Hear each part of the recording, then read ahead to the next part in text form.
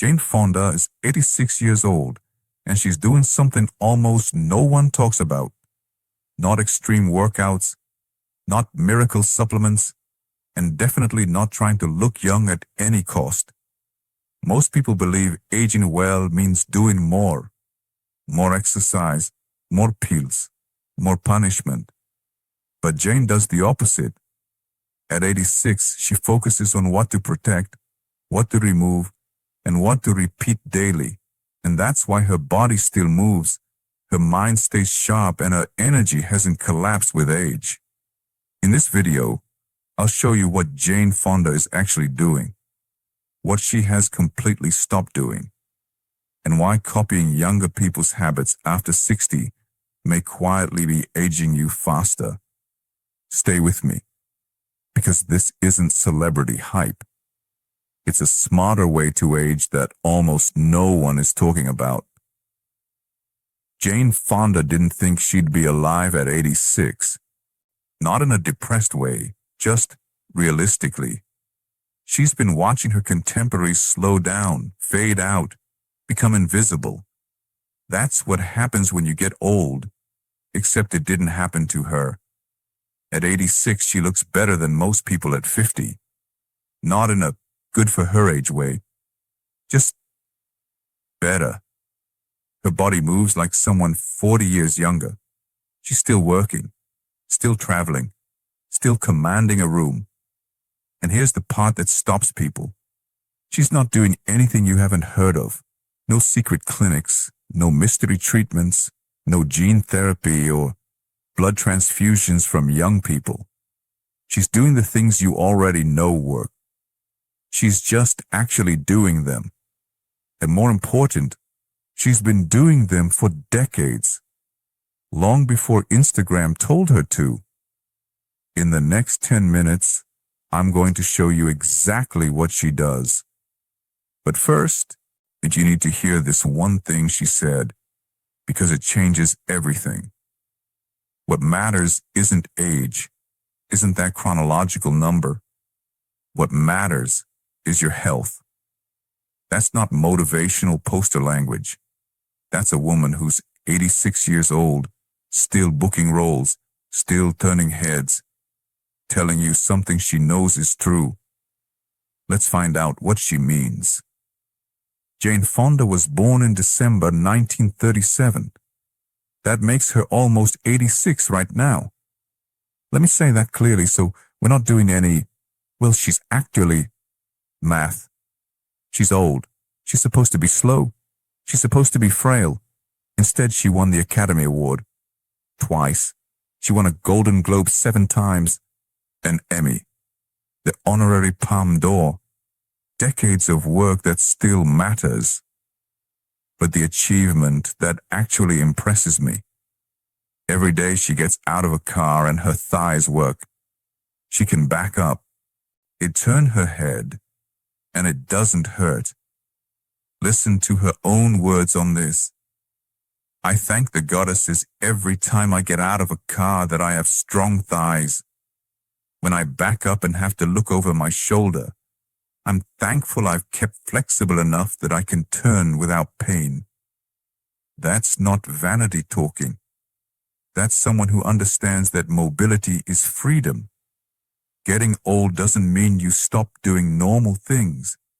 It means you stop being able to do them unless you actively prevent it. Jane prevented it. And she's not famous because she looks good. She looks good because she refused to become irrelevant.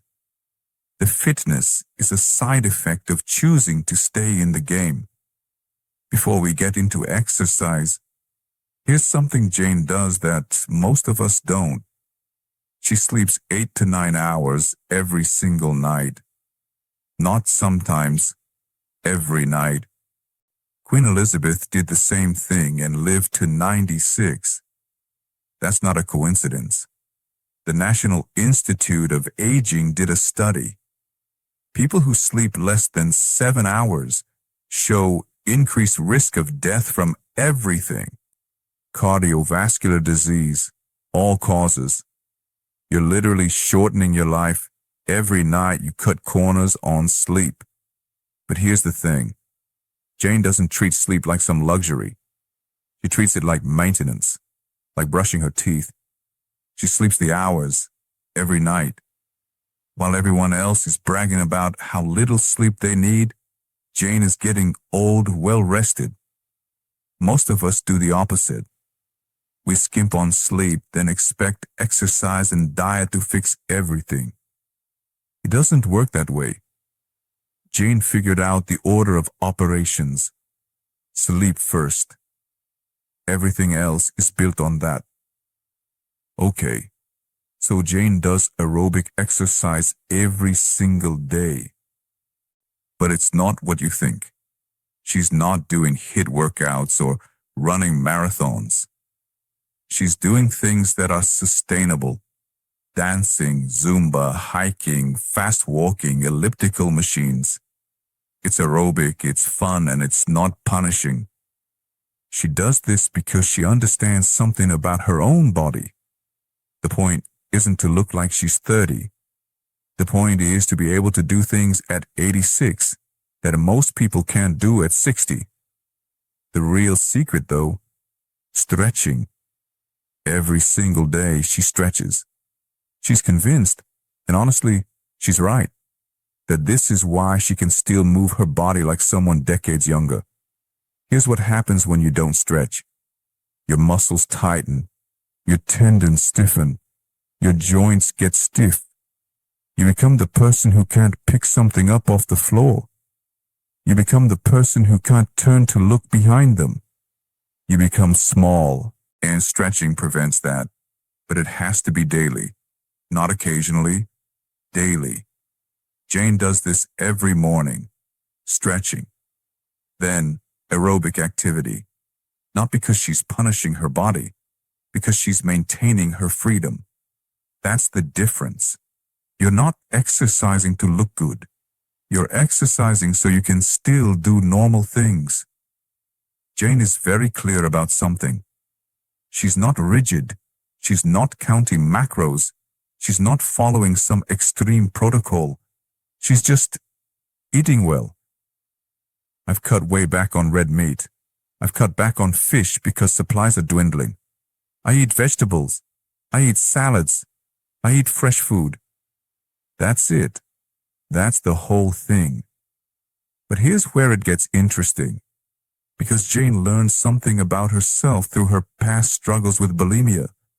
She became, in her own words, as educated about dieting as most dietitians.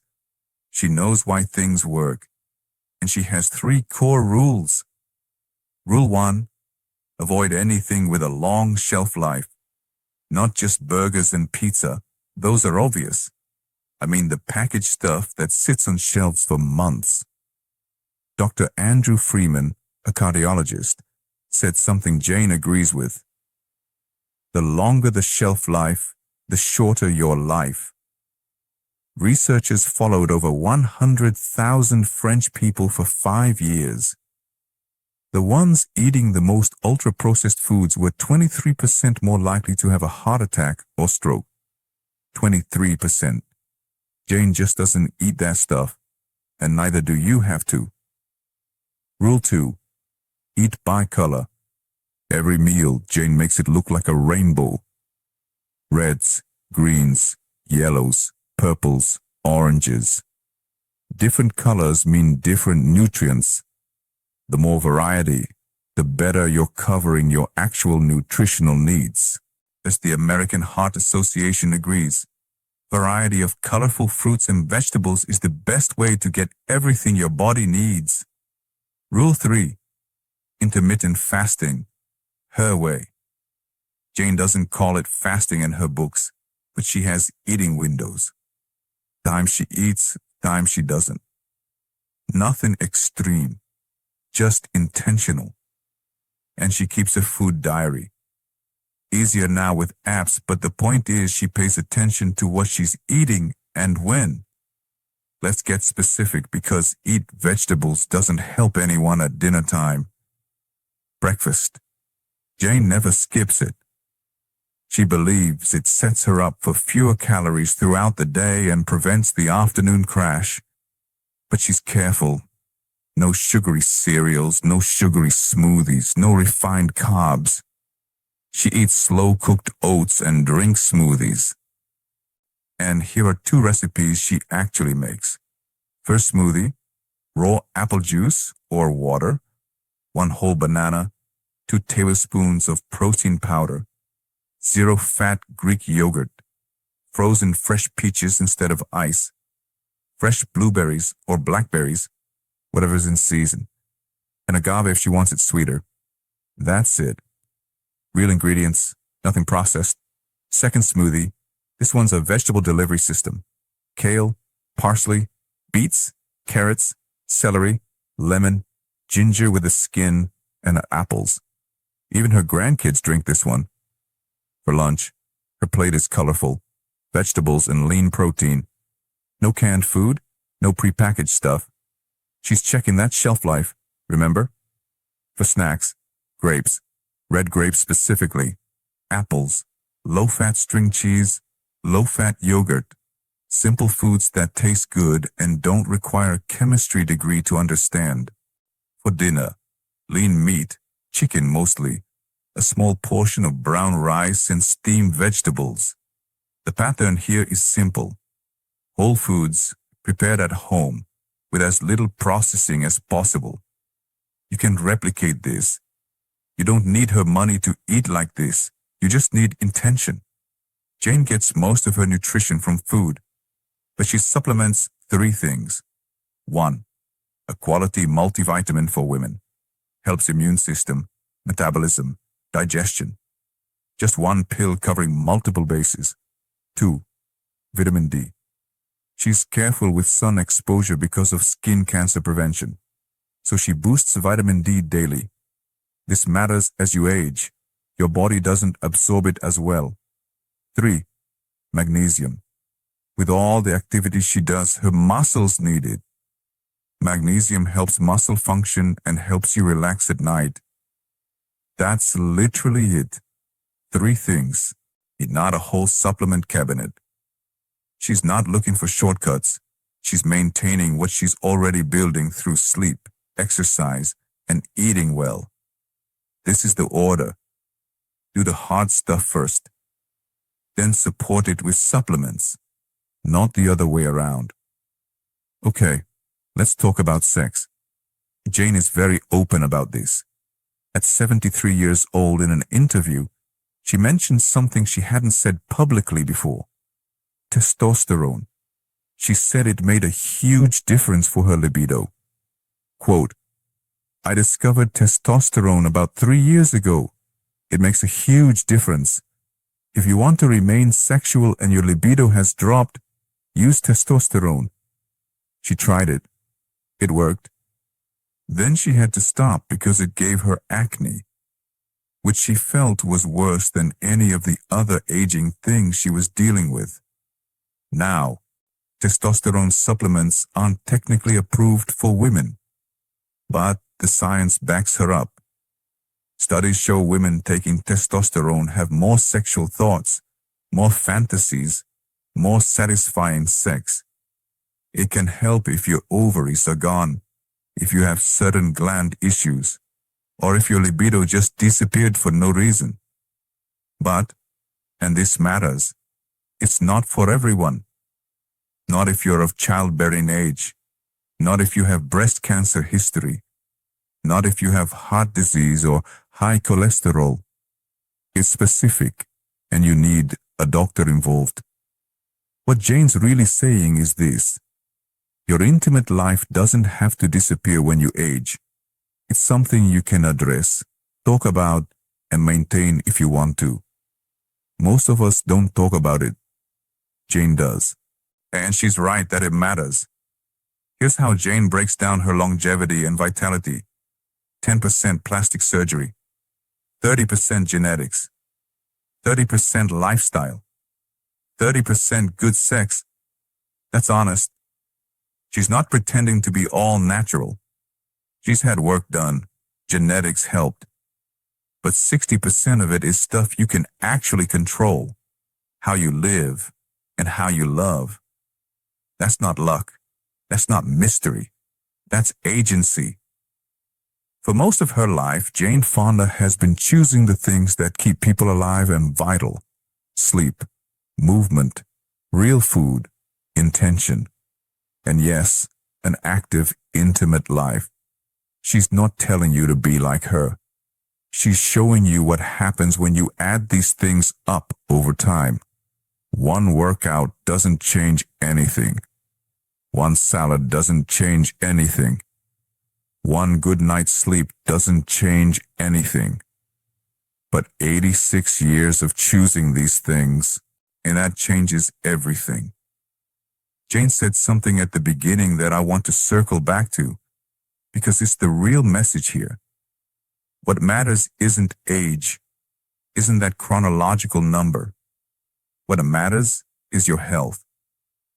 Most of us are afraid of getting older. We talk about it like it's losing, like 60 or 70 or 80 means the game is over. Jane lived the opposite. She stayed in the game, not by pretending to be young, by staying healthy and interested and present.